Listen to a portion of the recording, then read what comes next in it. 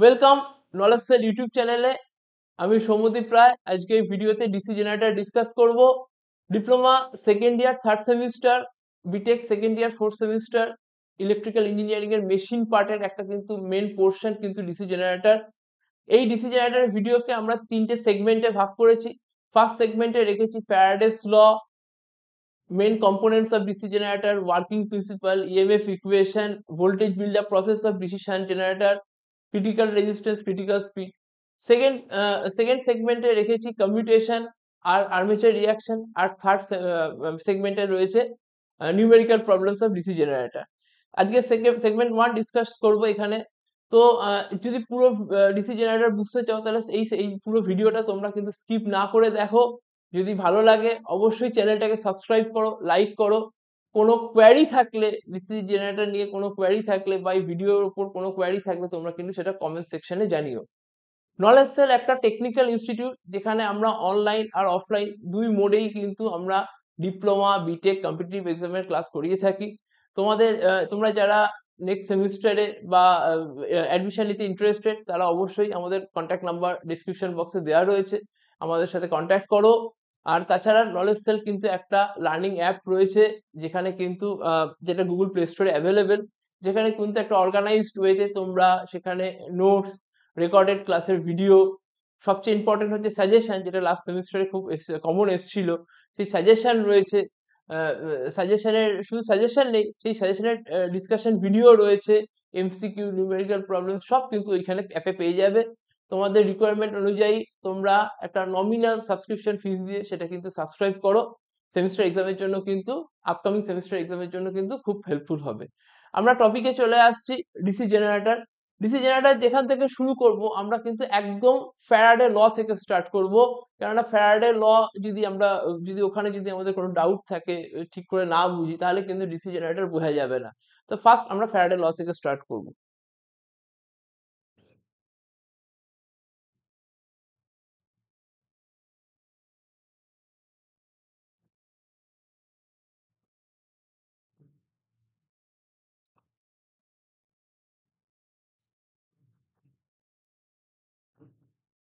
Faraday's law of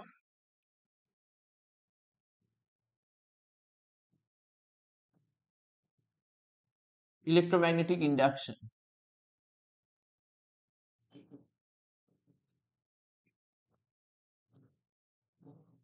transformer, AC generator বা DC generator, যে কোনো কনসেপ্ট ক্লিয়ার করতে গেলে কিন্তু ফ্যারাডেস লটা খুব ইম্পর্টেন্ট। দুটো ল রয়েছে। ফার্স্ট লতে রয়েছে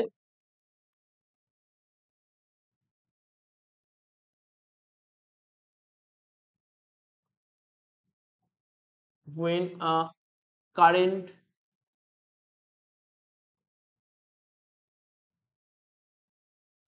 carrying conductor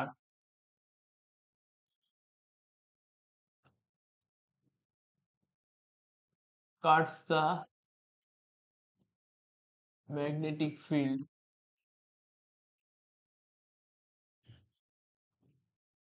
and EMF is induced in that conductor. Second law,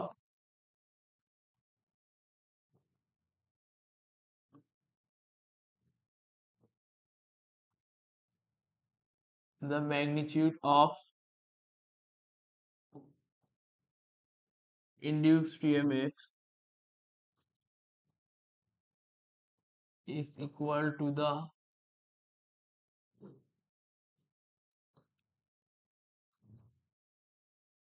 rate of change of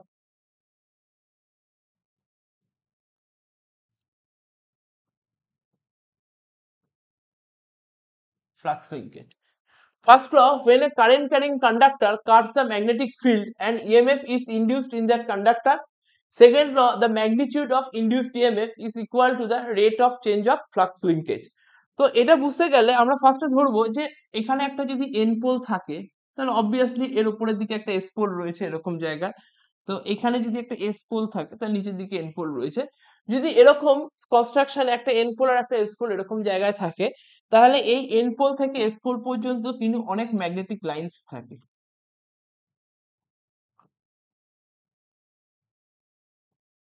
এরকম ম্যাগনেটিক লাইন কিন্তু এন পোল থেকে এস পোলে থাকে, এগুলোকে বলা হয় ফ্লাক্স।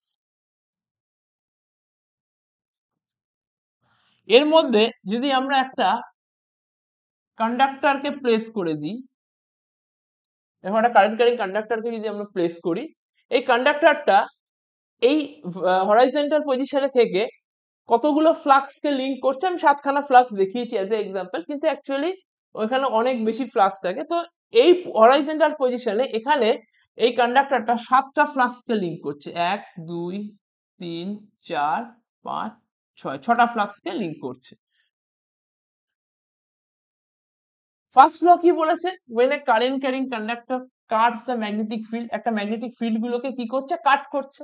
অবশ্যই কাট করছে, আমি দেখতে পাচ্ছি যে এই হরাইজন্টাল পজিশনে 6খানা ফ্লাক্স কে কাট করছে, and EMF is induced in that conductor, সেখানে ইলেকট্রোমোটিভ ফোর্স কিন্তু তৈরি হবে, ইনডিউসড হবে। তো এইখানে এইভাবে কিন্তু ফ্যারাডে লটা কিন্তু ফার্স্ট ল থেকে ক্লিয়ার না, সেকেন্ড লতে যেতে হবে। The magnitude of induced EMF, এই যে ইএমএফ ইনডিউসড হচ্ছে তার magnitude is equal to the rate of change of flux linkage, এই যে ফ্লাক্স লিঙ্ক করছে, 6খানা ফ্লাক্স লিঙ্ক করছে, এটা কিন্তু চেঞ্জ হতে হবে। তো এখন 6খানা ফ্লাক্স লিঙ্ক করছে, এখান থেকে ফ্লাক্স লিঙ্কেজকে চেঞ্জ করতে গেলে আমাকে কি করতে হবে, এই কন্ডাক্টরটাকে এই ফ্লাক্সের মধ্যে, এই ফিল্ডের মধ্যে, ইলেকট্রোম্যাগনেটিক ফিল্ডের মধ্যে এটাকে রোটেট করাতে হবে। যদি আমরা এটাকে রোটেট করাই, ক্লকওয়াইজ রোটেট করাই, তাহলে পরের পজিশন যখন এরকম জায়গায় চলে আসবে, তখন কটা ফ্লাক্সকে লিঙ্ক করছে, তখন কিন্তু দুদিক থেকে দুটো বাদ চলে যাচ্ছে, 4টে ফ্লাক্সকে লিঙ্ক করছে। তারপরে আবার যদি আমরা রোটেট করি, এই পজিশনে নিয়ে আসি, তাহলে একটা ফ্লাক্সকে লিঙ্ক করছে। তারপরে আবার যদি আমরা এই পজিশনে নিয়ে যাই, পজিশনটা চেঞ্জ করে, সেখানে 4টে ফ্লাক্সকে লিঙ্ক করছে, আবার 6টা ফ্লাক্সকে লিঙ্ক করছে। তার মানে আমি যদি কোনো না কোনো ভাবে এই কন্ডাক্টরটাকে এই ইলেকট্রোম্যাগনেটিক ফিল্ডের মধ্যে রোটেট করাই, তাহলে ফ্লাক্স লিঙ্কেজটা কিন্তু টাইমের রেসপেক্টে চেঞ্জ হবে। টাইমের রেসপেক্টে ফ্লাক্স লিঙ্কেজ চেঞ্জ হলেই তবেই সেখানে ইলেকট্রোমোটিভ ফোর্স ইনডিউসড হবে। এটাই হচ্ছে ফ্যারাডেস ল এর মেইন স্টেটমেন্ট কিন্তু এটা। তো আমি যত স্পিডে এটাকে রোটেট করাবো, ফ্লাক্স লিঙ্কেজ কিন্তু টাইমের রেসপেক্টে তত বেশি চেঞ্জ হবে। আমি যদি এটা এইভাবে চেঞ্জ করাই 64146, তাহলে যে ইএমএফ ইনডিউসড হবে 64146, এই স্পিডে করলে কিন্তু ফ্লাক্স লিঙ্কেজ কিন্তু এখানে কিন্তু ফ্লাক্স লিঙ্কেজ কিন্তু টাইমের রেসপেক্টে বেশি চেঞ্জ হচ্ছে, এখানে ইএমএফ ইনডিউসড কিন্তু আরো বেশি হবে। তাহলে ম্যাথামেটিক্যালি ফ্যারাডেস ল কে আমরা বলতে পারি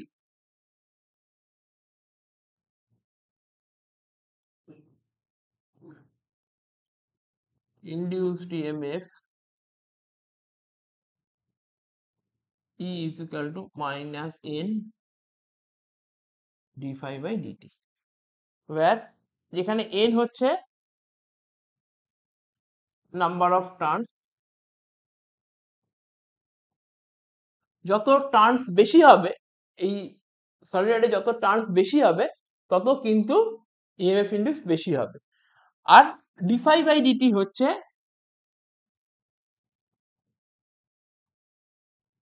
রেট অফ চেঞ্জ অফ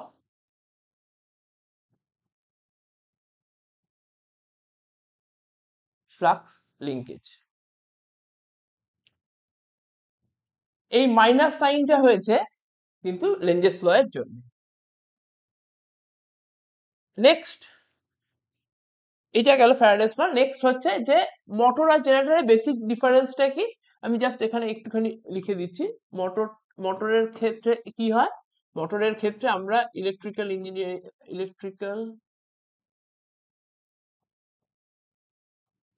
এনার্জিকে আমরা মেকানিক্যাল এনার্জিতে কনভার্ট করি। আমরা যখন ইলেকট্রিক্যাল এনার্জি দিই, যদি একটা ফ্যান ঘোরে, তাহলে সেটা মেকানিক্যাল এনার্জিতে কনভার্সন হচ্ছে। তাহলে মোটর হচ্ছে, ফ্যান হচ্ছে এখানে একটা মোটর, যেখানে ইলেকট্রিক্যাল এনার্জি থেকে মেকানিক্যাল এনার্জিতে কনভার্সন হচ্ছে।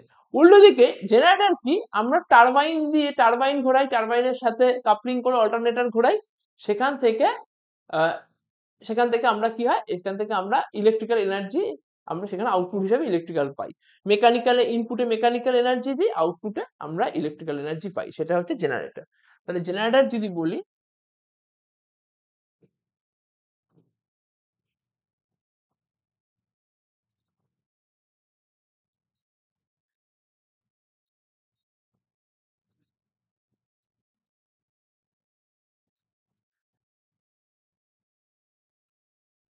মেকানিক্যাল এনার্জি থেকে কিন্তু ইলেকট্রিক্যাল এনার্জিতে কনভার্সন করি।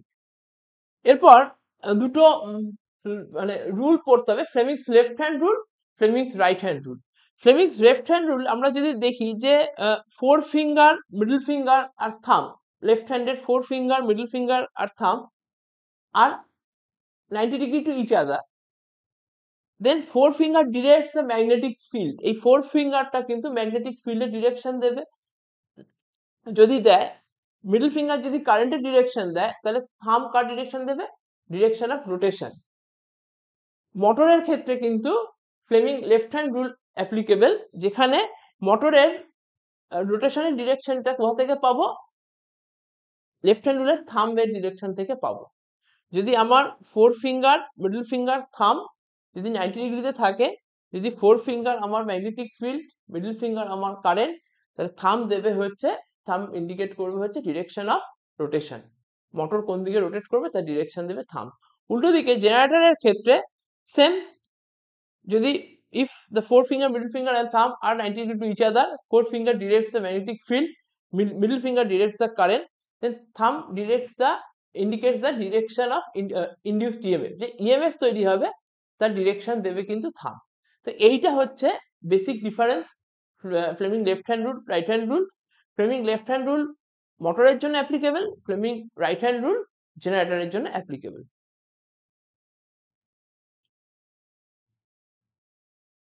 নেক্সট পয়েন্টে আসছি যে কনস্ট্রাকশন অফ ডিসি জেনারেটর, যেখানে আমরা একটা ছবিতে দেখিয়েছি যে কনস্ট্রাকশনের দিক থেকে দেখতে গেলে এখানে মেনলি দুটো ওয়াইন্ডিং থাকে, একটা হচ্ছে ফিল্ড ওয়াইন্ডিং, একটা armature winding.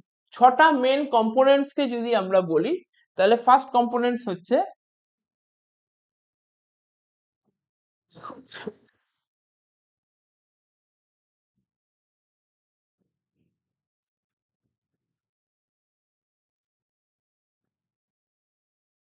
Field winding, second components হচ্ছে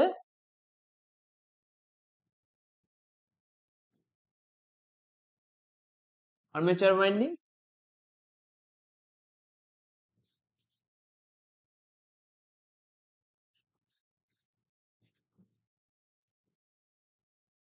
কমিউটেটর,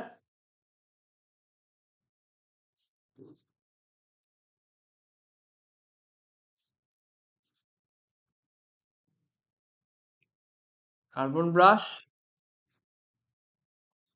ইয়ক, শ্যাফট। ফিল্ড ওয়াইন্ডিং এর কাজ কি? ফিল্ড ওয়াইন্ডিং যেটা ম্যাগনেটিক ফিল্ড তৈরি করে, আমি যদি একটা ছবিতে দেখাই, সাইড ভিউ হিসাবে যদি দেখাই, এটা যদি নর্থ পোল হয়, এটা যদি সাউথ পোল হয়, তাহলে আমি যদি পার্মানেন্ট ম্যাগনেট ইউজ করি, তাহলে এর ম্যাগনেটিজমকে আমি চেঞ্জ করতে পারবো না। কিন্তু আমি তার জায়গায় আমরা এখানে কি করি, আমরা এখানে ইলেকট্রোম্যাগনেটিক ইউজ করি।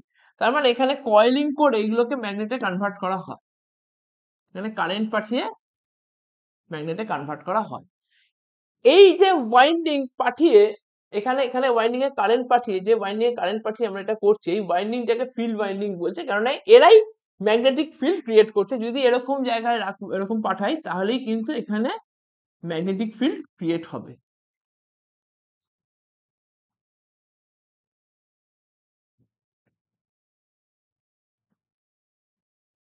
এটা হলো ফিল্ড ওয়াইন্ডিং। এই নর্থ পোল আর সাউথ পোলে এখানে আমরা ফিল্ড ওয়াইন্ডিং এ কিন্তু আমরা সবসময় ডিসি সাপ্লাই দিই। এর মধ্যে থাকে আর্মেচার।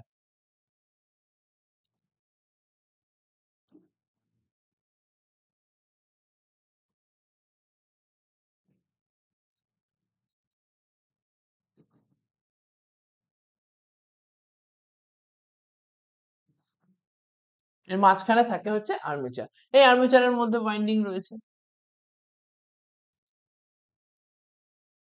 তাহলে এই আর্মেচার ওয়াইন্ডিংটা, এই আর্মেচারটা কি হচ্ছে, যখন আমি ডিসি জেনারেটর করছি আমরা এই আর্মেচারটাকে এক্সটার্নালি এটাকে ঘোরাচ্ছি, তাহলে এই আর্মেচার ওয়াইন্ডিং কিন্তু এই ম্যাগনেটিক ফিল্ডকে কাট করছে, তার জন্য এখানে ইএমএফ তৈরি হচ্ছে। তাহলে এইটা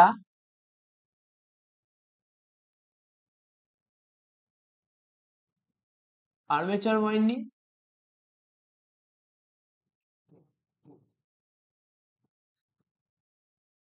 ফিল্ড ওয়াইন্ডিং, এর সেন্টারে যেটা রয়েছে এটাকে বলা হচ্ছে শ্যাফট। এবার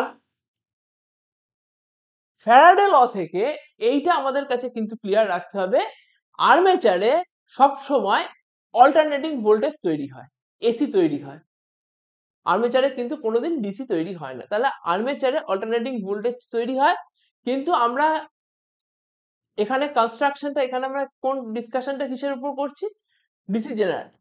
তাহলে অবভিয়াসলি আমাকে কি করতে হবে, এসি থেকে ডিসি তে কনভার্ট করতে হবে। আর্মেচারে যে এসিটা তৈরি হচ্ছে সেই এসিটাকে আমাকে কি করতে হবে, ডিসি তে কনভার্ট করতে হবে।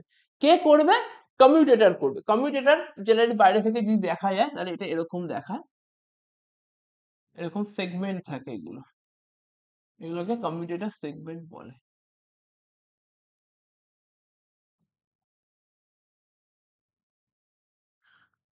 এইখানে কমিউটেটরটা কিন্তু থাকে।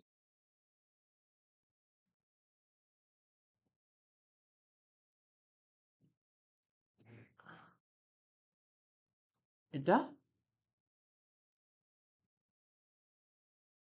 কমিউটেটর কি, কমিউটেটর বলতে গেলে commutator is a mechanical rectifier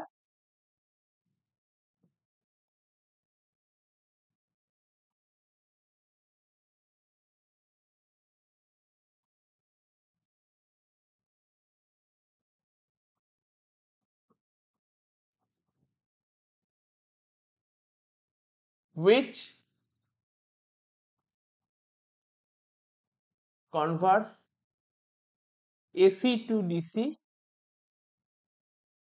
in case of DC generator and DC to AC উল্টোটা করে, ডিসি থেকে আবার এসি তে কনভার্ট করে, কারণ ওটা মোটরের ক্ষেত্রে কাজটা উল্টো হয়ে যায়। DC to AC in case of,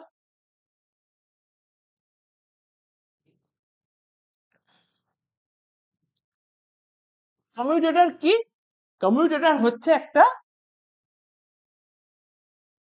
mechanical rectifier. First question আসবে যে আমরা কেন মেকানিক্যাল রেকটিফায়ার ইউজ করছি, আমরা কেন ইলেকট্রনিক রেকটিফায়ার ইউজ করছি না, যেটা ডায়োড দিয়ে আমরা বানাই। তার কারণটা হচ্ছে, যদি আমরা এখানে, ওটা তো ঘুরবে সেন্ট্রিফিউগাল ফোর্সের জন্য, আমার তো এখানে কানেক্ট করা থাকবে ইলেকট্রনিক রেকটিফায়ার, তো ওর মধ্যে ছোট ছোট সার্কিট পার্ট রয়েছে, তো যখন এটা হাই স্পিডে রোটেট করবে সেন্ট্রিফিউগাল ফোর্সের জন্য কিন্তু ওই রেকটিফায়ার ছিটকে বেরিয়ে যাবে, রাখতে পারবে না মোটর। তার জন্য এখানে মেকানিক্যাল রেকটিফায়ার ইউজ করে, যেটাকে বলা হয় কমিউটেটর। কমিউটেশন টেকনিক কি, কমিউটেশন টেকনিক হচ্ছে যেখানে এসি কে ডিসি তে কনভার্ট করা হচ্ছে। কমিউটেশন টেকনিক কথাটার মানে হচ্ছে যেখানে এসি কে ডিসি তে কনভার্ট করা হচ্ছে। কি করে করা হচ্ছে সেটা কিন্তু আমরা আগেই বলেছি, যেটা আমরা সেকেন্ড ভিডিওতে ডিসকাস করব। তো এসি থেকে ডিসি তে কনভার্সন হলো, তার মানে এইখানে ছিল এসি, যখন কমিউটেটর ক্রস করলো এখানে কি হয়ে গেল, এখানে হয়ে গেল ডিসি। আর তারপরে আমরা কি করব, এখানে কার্বন ব্রাশ এখানে থাকে, এখান থেকে আমরা কি করব, এখান থেকে আমরা কার্বন ব্রাশ, ওকে, এখান থেকে আমরা কি করব, এখান থেকে আমরা কারেন্টটা কালেক্ট করব। এই ওভারঅল জিনিসটাকে প্রোটেক্ট করার জন্য কি হয়,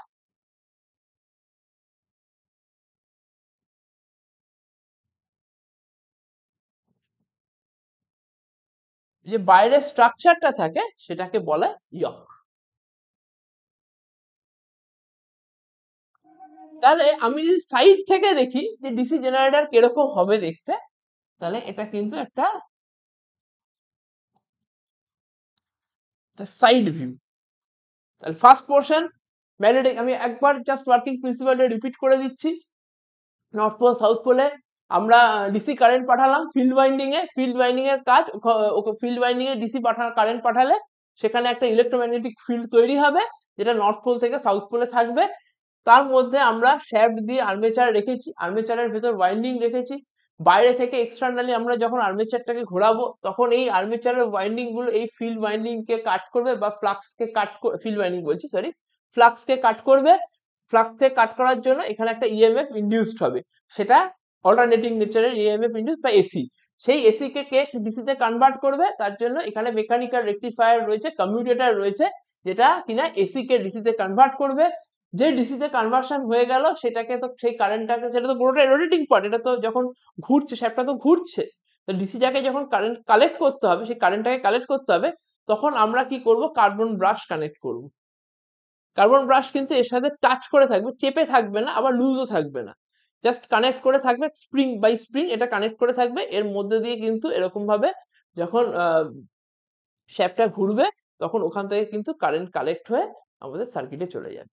তাহলে কার্বন ব্রাশের কাজ কিন্তু, the purpose of the carbon brush is to collect the current. এখানে মেনশন করে দিচ্ছি, the purpose of the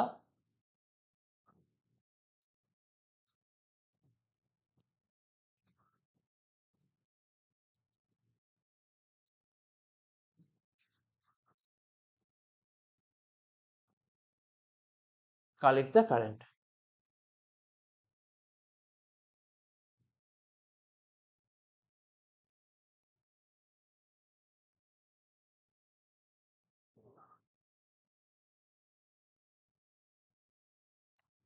working হয়েছে। এবার types of DC machine, types of DC মেশিনে আমরা কি করতে পারি, আমরা তিনটে ভাগে ভাগ করতে পারি। ফার্স্ট যেটাকে বলতে পারি, সেটা এখানে, সেটা হচ্ছে সেপারেটলি এক্সাইটেড। সেপারেটলি এক্সাইটেড মানে যেখানে ফিল্ড ওয়াইন্ডিং আর আর্মেচার ওয়াইন্ডিং এ আলাদা করে কারেন্ট পাঠানো হয়, সেটাকে বলা হয় সেপারেটলি এক্সাইটেড। যেখানে ফিল্ড আর আর্মেচারে এক জায়গা থেকে, একটা সোর্স থেকে কারেন্ট যায়, সেটাকে বলা হয় সেলফ এক্সাইটেড। আর দেখো, যেখানে আমার পার্মানেন্ট ম্যাগনেট, সেখানে তো ফিল্ড ওয়াইন্ডিং এর দরকারই নেই, সেটা হচ্ছে পার্মানেন্ট ম্যাগনেট হয়ে গেল, পার্মানেন্ট ম্যাগনেট ডিসি মেশিন। এবার সেলফ এক্সাইটেড কে আমরা কি করি, সেলফ এক্সাইটেড কে আমরা তিনটে ভাগে ভাগ করি। যখন ফিল্ড ওয়াইন্ডিং আর আর্মেচার ওয়াইন্ডিং প্যারালালে থাকে, তখন সেটাকে শান্ট এক্সাইটেড বলে। যখন ফিল্ড ওয়াইন্ডিং আর্মেচার ওয়াইন্ডিং যখন সিরিজে থাকে, তখন সেটাকে সিরিজ এক্সাইটেড বলে। নেক্সট হচ্ছে কম্পাউন্ড, যেখানে দুটো টাইপেরই কিন্তু কনস্ট্রাকশন কিন্তু এখানে থাকে। ফিল্ডের একটা পোর্শন আর্মেচারের সাথে সিরিজে থাকে, একটা পোর্শন আর্মেচারের সাথে প্যারালালে থাকে। সেদিক থেকে দেখতে গেলে কম্পাউন্ড ডিসি মেশিন কিন্তু তার দুটো ভাগে আমরা ভাগ করতে পারি। একদিকের ভাগে পড়ে লং শান্ট আর শর্ট শান্ট, আরেক দিকে পড়ে differential compound R cumulative compound.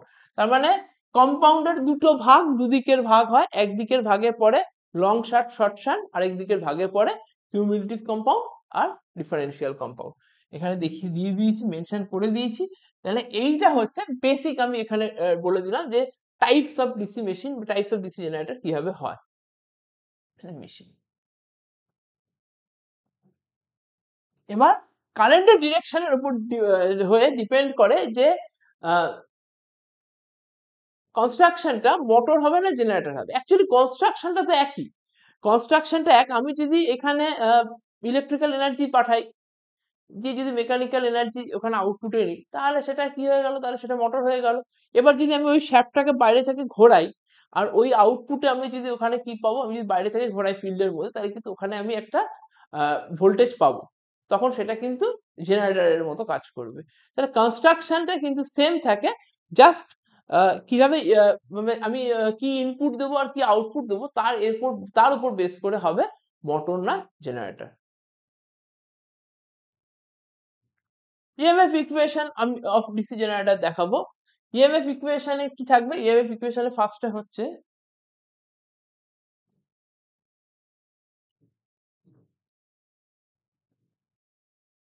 Flux per pole in weber.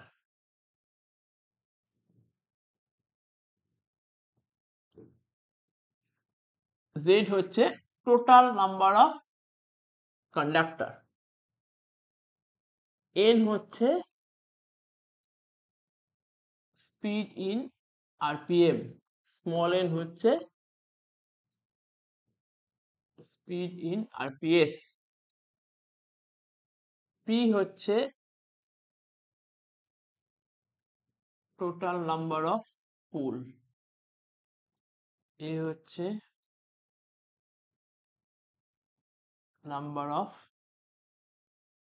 Parallel path. এগুলোকে আমি লেট ধরে নিচ্ছি। এগুলোকে স্মল এনটাকে মাথায় রাখতে হবে। স্মল এনটা হচ্ছে speed in RPS, capital N হচ্ছে স্পিড ইন আরপিএম। এদের মধ্যে রিলেশন কি? Small N is equal to capital N by 60। 1 মিনিটে যতবার ঘোরে তাকে ডিভাইডেড বাই 60 করলে 1 সেকেন্ডে কতবার ঘোরে বেরিয়ে যাবে। সেই জন্য small N is equal to capital N divided by 60। এখন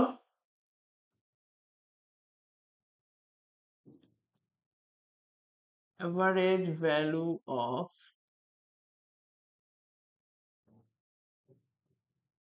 generated EMF,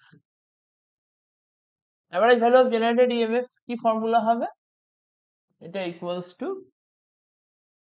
flux cut per revolution, flux cut per revolution time taken for revolution।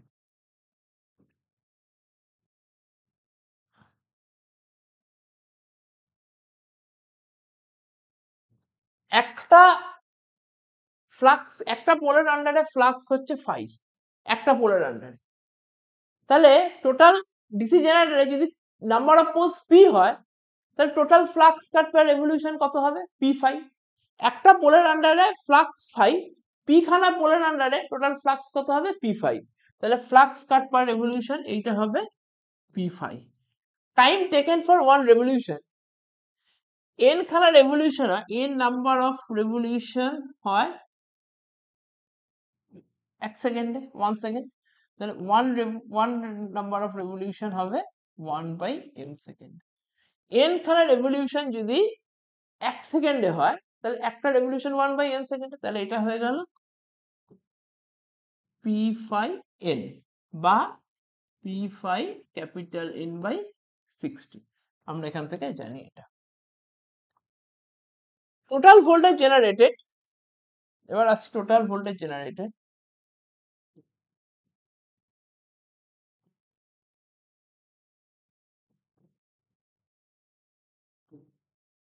এটা হবে average value of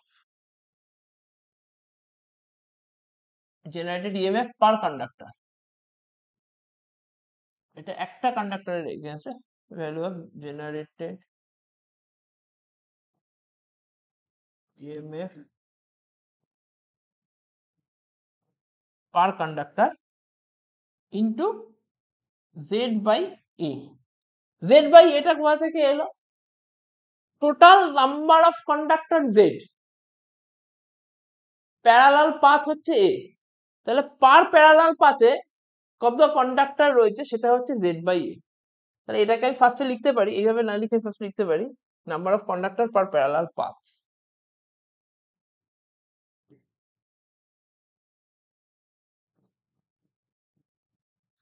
number of conductor per parallel. তাহলে এখানে কি হবে?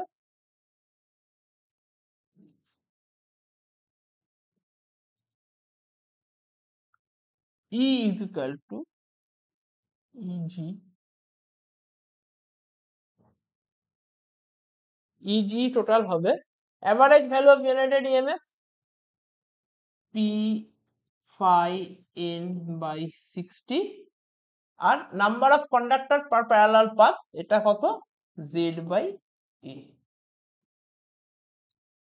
তাহলে finally এটা দাঁড়াচ্ছে EG is equal to 5zn by 60 into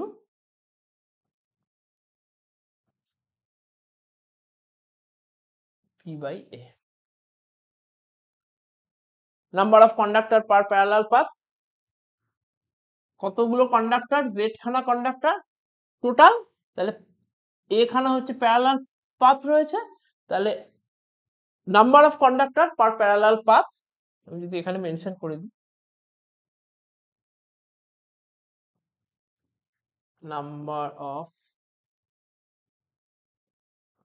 conductor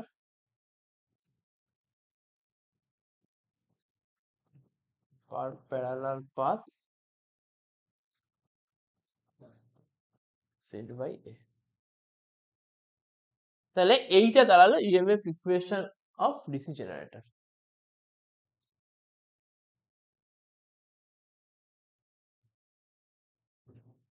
next যদি ওয়াইন্ডিং কে হিসাব করি আমি, একটা হয় ল্যাপ ওয়াইন্ডিং,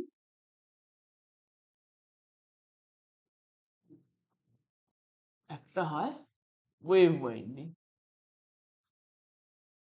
দু ধরনের ডিসি জেনারেটর ওয়াইন্ডিং কে দুটো টাইপে ভাগ করা যায়, একটা হচ্ছে ল্যাপ ওয়াইন্ডিং, একটা ওয়েভ ওয়াইন্ডিং। ল্যাপ ওয়াইন্ডিং এর ক্ষেত্রে P ইকুয়ালস টু A হয়, যতগুলো পোল হয় ততগুলো প্যারালাল পাথ হয়। আর ওয়েভ ওয়াইন্ডিং এর ক্ষেত্রে A equals to number of parallel path, এটা কি A হচ্ছে নাম্বার অফ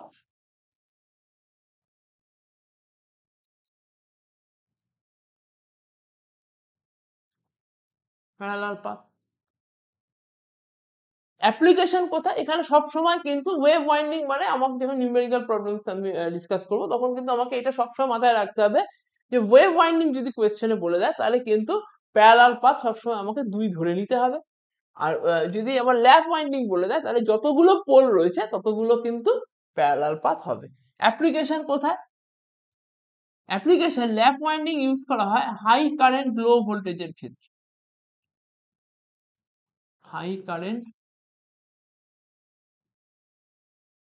লো ভোল্টেজ। আর এটা ইউজ করা হয় ওয়েভ ওয়াইন্ডিং লো কারেন্ট হাই ভোল্টেজ। যদি আমি একটু যেমন করে আমি সাইড ভিউ দেখিয়েছিলাম ডিসি জেনারেটর, আমি যদি একটা এরকম করে একটা ভিউ দেখাই তাহলে আমার একটা ছবিটা ক্লিয়ার হবে যে ল্যাপ ওয়াইন্ডিং, ল্যাপ ওয়াইন্ডিং মানে হচ্ছে নাম্বার অফ পোল আর নাম্বার অফ প্যারালাল পাথ কিন্তু ইকুয়াল। তাহলে যদি 4টে পোল থাকে এরকম ভাবে,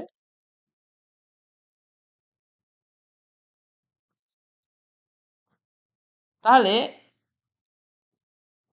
প্যারালাল পাথ কি হবে,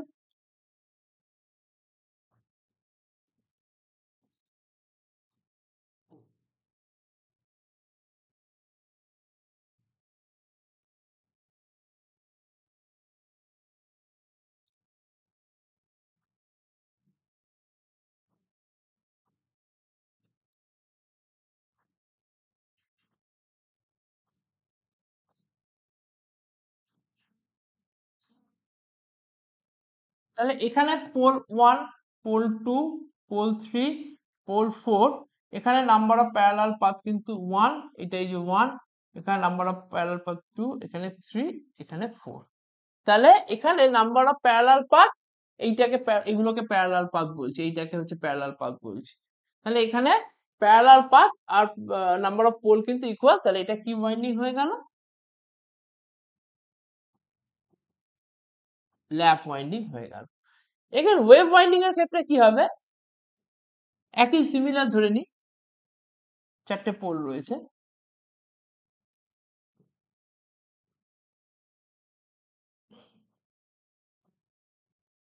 এর ভেতরে এখানে পোলার আন্ডারে রোটরটা রয়েছে, যেখানে 1 নম্বর পোল, 2, 3, 4, এর কিন্তু 4খানা পোল থাকলো, এর প্যারালাল পাথ কিন্তু 2ই হবে। তাহলে কেমন করে হবে,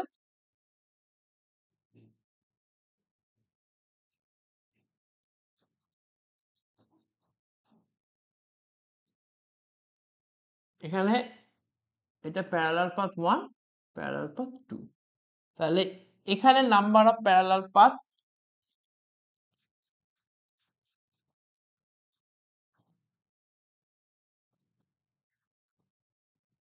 equals to number of pole, এখানে number of parallel path always 2।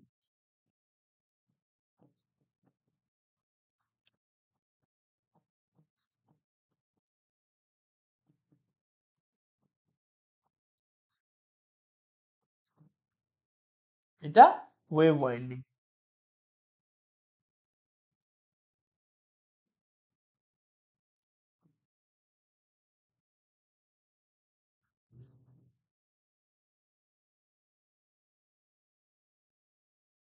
দুটো ওয়াইন্ডিং কে এখানে ডিসকাস করলাম। এর পরের জায়গায়, যে পরের সেগমেন্টে আমরা যাব, যেখানে voltage build up process of DC shunt generator.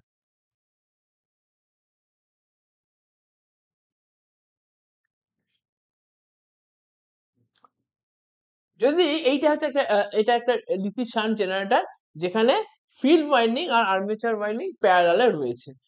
তো ডিসি শান্ট জেনারেটরের ক্ষেত্রে কি হয়, ডিসি শান্ট জেনারেটরের ক্ষেত্রে ভোল্টেজটা, যে যে ভোল্টেজ পাই তার রেসপেক্টে যে কারেন্ট পাই, সাপোজ আমি এখানে যদি 10 অ্যাম্পিয়ার কারেন্ট পাই, তাহলে এই দিকে কারেন্ট যায় 8 আর এদিকে যায় 2। এই 2 অ্যাম্পিয়ার কারেন্ট থেকে কিন্তু এইখানে যে ফিল্ড ওয়াইন্ডিংটা রয়েছে, এই ফিল্ড ওয়াইন্ডিং এ যে কারেন্ট ফেড হয়, যে কারেন্ট পাঠানো হয়, সেটা কোথা থেকে না, যে আর্মেচারে যে কারেন্টটা তৈরি হয়েছে সেখান থেকেই কিন্তু এটা যায়। আর বাকি পোর্শনটা, একটা স্মল পোর্শন এখানে চলে যায়, বাকি পোর্শনটা আমার আউটপুটে চলে যায়। কিন্তু প্রবলেমটা এখানে, যদি একটা ডিসি শান্ট জেনারেটরকে আমি একদম একটা নতুন ডিসি শান্ট জেনারেটরকে নিয়ে আসি, সেখানে আমি কি করব, সেখানে আমি এক্সটার্নালি আর্মেচারটাকে রোটেট করাবো।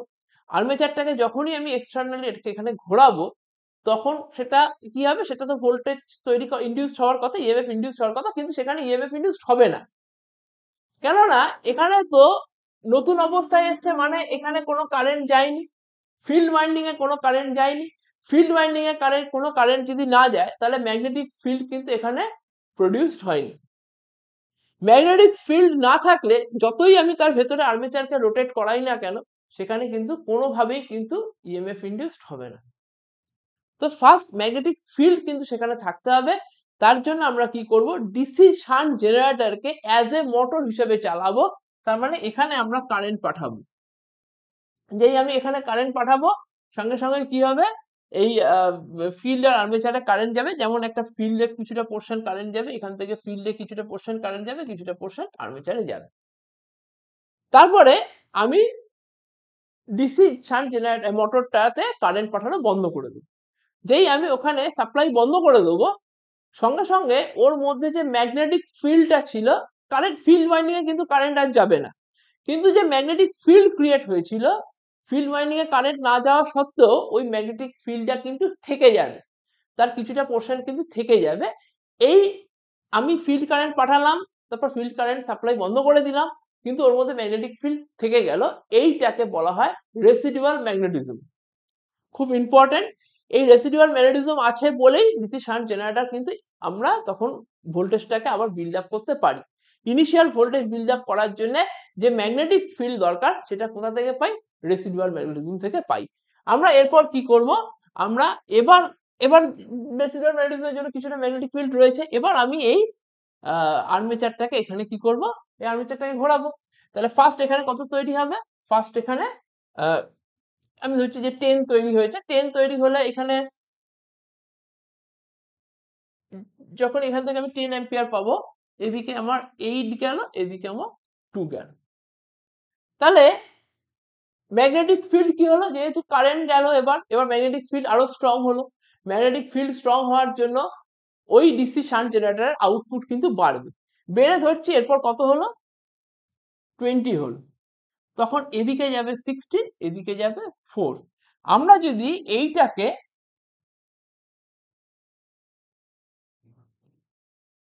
প্লট করি,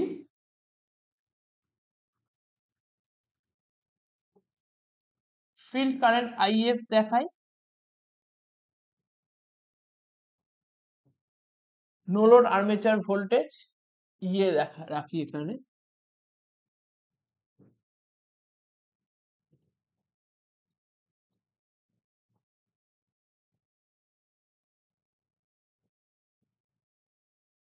এখানে যদি আমি এদের মধ্যে যদি প্লট করি, তাহলে আমরা কি হবে, এখানে কার্ভটা শুরু হবে এখান থেকে,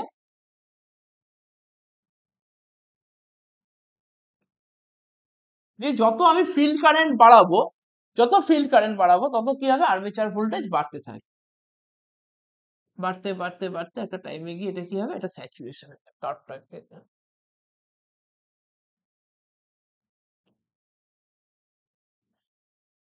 এরকম হয়ে যায়।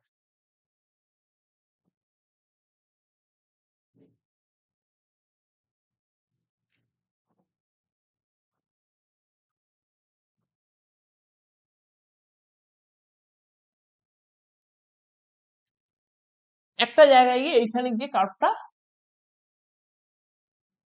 স্যাচুরেটেড হয়ে যায়। তাহলে কেন এটা হলো, কেননা আমি যত ফিল্ড কারেন্ট বাড়াচ্ছি, 20 করলাম, 20 পরে এখানে 4 গেল, এদিকে 16 গেল, এরপরে যখনই ফিল্ড কারেন্ট 2 থেকে বেড়ে 4 হলো, 2 থেকে বেড়ে যখনই 4 হলো, তখনই আমার ফিল্ড আরো স্ট্রং হলো, আউটপুট ভোল্টেজ তখনই আমি 16 পেলাম, আবার 20 হলো, সেখান থেকে আউটপুট 16 পেলাম, আরো স্ট্রং হওয়ার জন্য এটা আবার চেঞ্জ হয়ে 40 হলো, তখন এখান থেকে আমরা 32 পেলাম, এখান থেকে আমরা 8 পেলাম।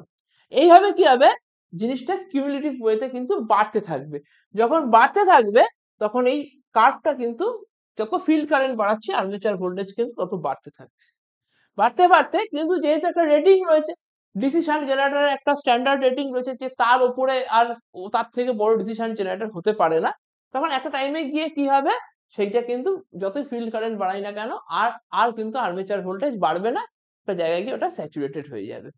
এবার এখানে যেটা রয়েছে, এখানে একটা ভ্যারিয়েবল,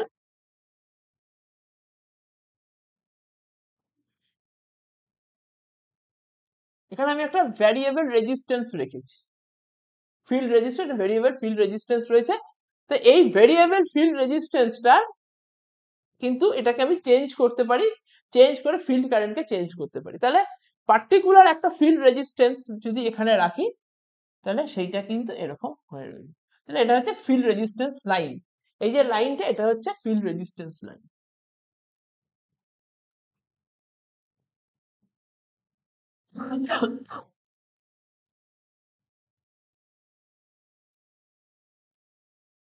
এবার আমি এই কার্ভ থেকেই দেখাতে পারবো যে ক্রিটিক্যাল রেজিস্ট্যান্স কি, এই ফিল্ড রেজিস্ট্যান্স লাইনটাকে আমি R1 বলছি, এরপর আমি ফিল্ড রেজিস্ট্যান্সটাকে কি করব, ফিল্ড রেজিস্ট্যান্সটাকে আমি আরো বাড়াবো,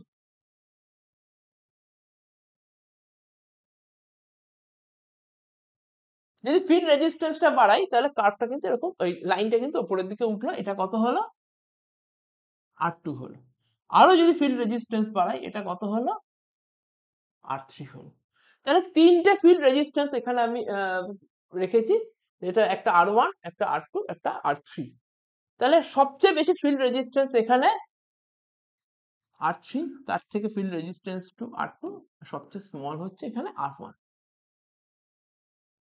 R2টা কি, যে ভোল্টেজ একটা পার্টিকুলার স্পিডের রেসপেক্টে যে ভোল্টেজ বিল্ডআপের যে কার্ভ ড্র করেছিলাম, তার ট্যানজেন্ট ধরে, তার ট্যানজেন্ট বরাবর রয়েছে R2টা হচ্ছে একটা রেজিস্ট্যান্স, ম্যাক্সিমাম রেজিস্ট্যান্স, তার থেকে বেশি হলে beyond which the voltage can not be build up, তাহলে ক্রিটিক্যাল রেজিস্ট্যান্সের যদি আমি ডেফিনেশন ডিফাইন করতে যাই, তাহলে আমাকে বলতে হবে ক্রিটিক্যাল, আমি এটা এখানে ডিসকাস করেছি,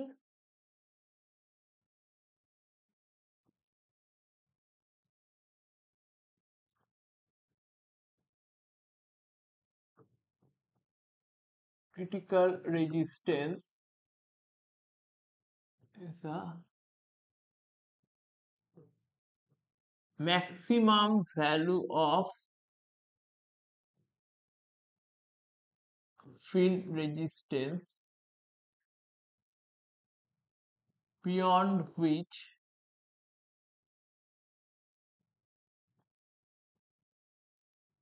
the voltage cannot be built up.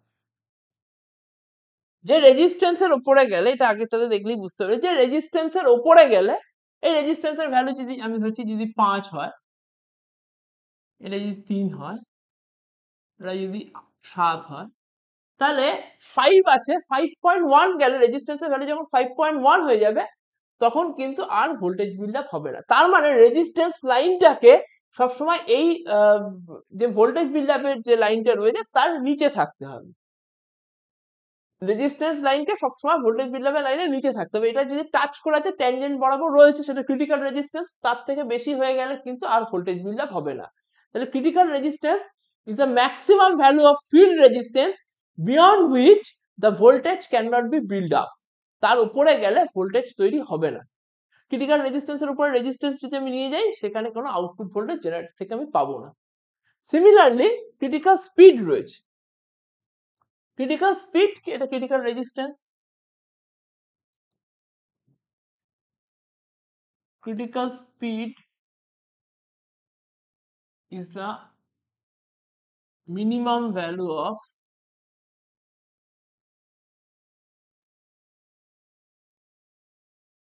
generator speed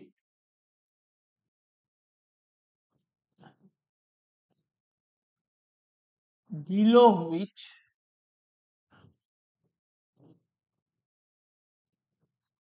the voltage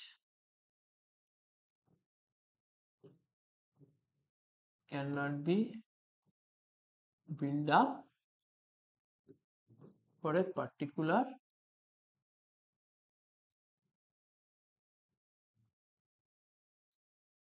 field resistance.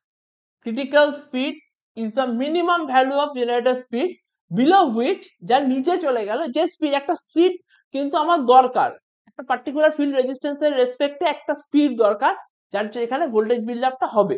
যদি তার সেই স্পিডের থেকে কমে যায় তাহলে কিন্তু ভোল্টেজ বিল্ড আপ হবে না। সেটাই বলেছি, critical speed is the minimum value of generator speed below which the voltage can not be build up for a particular field resistance. এখানেও for a particular speed, for a particular, এখানেও স্পিডটাকে constant রাখতে হবে for a particular speed. ওই স্পিডের রেসপেক্টে কিন্তু ওটা critical resistance. তার মানে যদি আমি দেখাই, ছবিতে দেখাই, কেমন হবে?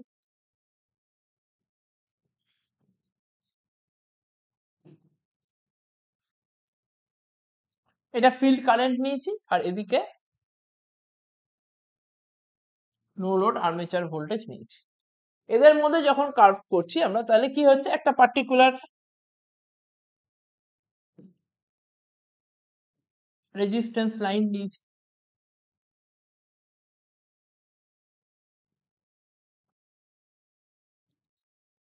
একটা পার্টিকুলার রেজিস্ট্যান্স লাইন নিয়েছি।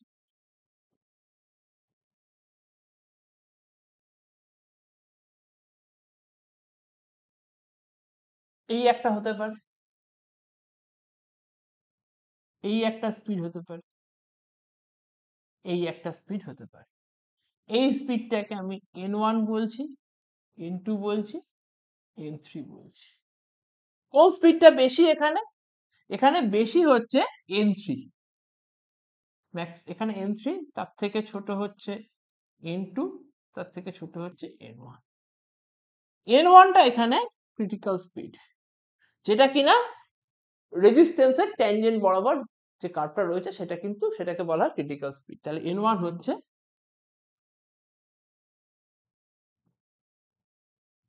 Critical speed.